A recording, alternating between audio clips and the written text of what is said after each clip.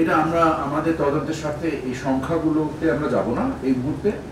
আমরা আমার আলোচনার প্রথমেই বলেছি যে আমরা একেবারে 360 ডিগ্রি অ্যাঙ্গেল বলতে যেটা বোঝায়, আমরা সামগ্রিকভাবে এই নৈরাজ্যকে থামাতে চাই এবং এই উদ্দেশ্যে আমরা প্রথম আইন এবং এর সাথে অংশীজন আকারে যারা যারা এর সাথে সংশ্লিষ্ট এয়ার অপারেটার্স, যতগুলো এজেন্সি আছে, প্লেন এয়ারলাইন্স আছে বাংলাদেশে, এদের প্রত্যেকের সাথে আমরা বসেছি।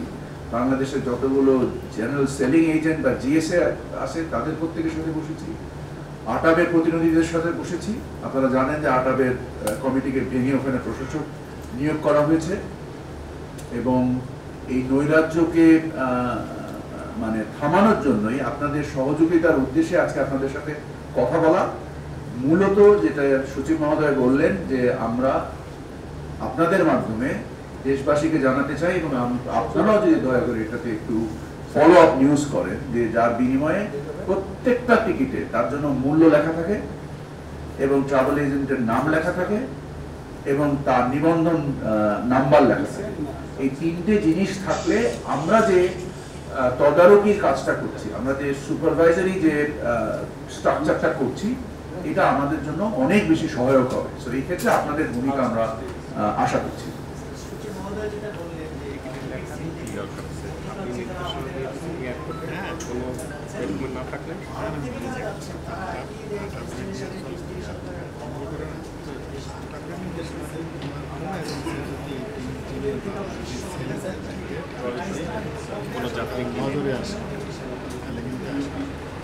আমরা তো চাই যে আগামীকাল থেকেই হোক এবং আমার মনে হয় না যে বাংলাদেশের এয়ারলাইন্স, জিএসএ এবং ট্রাভেল এজেন্টরা একত্রিতভাবে এতগুলো বিষয়ের সম্মুখীন তাদের প্রতিষ্ঠাকাল থেকে আজ পর্যন্ত দেখেছি। এটা যদি আপনারা তাদের সাথে কথা বলেন তাহলে আপনারা অনুভূতিটা পাবেন। আর মূল্য নির্ধারিত হয় চাহিদা এবং সরবরাহের উপরে ভিত্তি করে। এই সমস্যাটা, এই নৈরাজ্য বা এই দুর্বৃত্তায়নটা একদিনে হয়নি, এটা গত বহু বছর যাবতের একটা সম্মিলিত ফল। কিছু সাধু দুষ্টু মানুষ এটার সাথে সংশ্লিষ্ট, যারা এই নৈরাজ্য করার ভিতরে হাজার হাজার কোটি টাকা দেশ থেকে পাচার করেছে এবং এই দরিদ্র জনগোষ্ঠীকে একটা নিদারুণ কষ্ট দিয়েছে। আমরা এটাকে থামাতে চাই এবং আমরা অঙ্গীকারবদ্ধ। আমাদের প্রধান উপদেষ্টা এখানে যখন আমি হেঁটে আসছিলাম উনি তখনও এই বিষয়ে স্পেসিফিক, উনি জানেন না যে আমাদের সাথে আজকে এই বিষয়ে আমরা কাজ করছি। স্বাস্থ্যকর অল টাইম ফ্যামিলি কেক, সব সময় অল টাইম হেলদি লাইফ। এই বিষয়ে কিছু নির্দেশনা অলরেডি উনি আমাকে দিয়েছেন। তো আপনারা বুঝতে পারছেন যে সরকার প্রধান থেকে শুরু করে সকলে এই বিষয়ে একত্রিতভাবে কাজ করছে এবং আমরা আশা করি যে আমরা যেহেতু জিনিসটাকে শুধু দুটো লোককে ধরে আমরা এই সমস্যার সমাধান করতে চাচ্ছি না, আমরা একদম সামগ্রিকভাবে সমস্যার সমাধান করতে চাচ্ছি।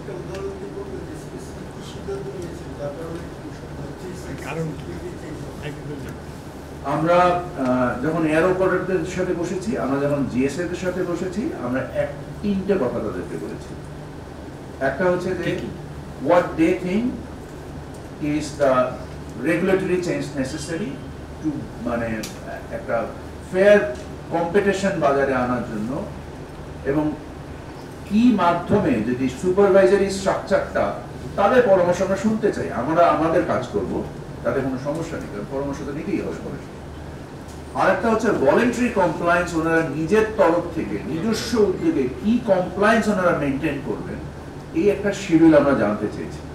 আমরা এটা এয়ারলাইন্সের কাছে জানতে চেয়েছি, আমরা এটা জিএসএর কাছে জানতে চেয়েছি এবং আমরা এটা জানার পরে আমাদের যে তদন্ত চলমান রয়েছে, এই তদন্ত থেকে আমরা যেটা দেখতে পাচ্ছি যে শুধু যে ট্রাভেল এজেন্ট মানে অফলাইন ট্রাভেল এজেন্ট না, অনলাইন ট্রাভেল এজেন্টেও একটা মারাত্মক দুর্বৃত্তায়ন হচ্ছে।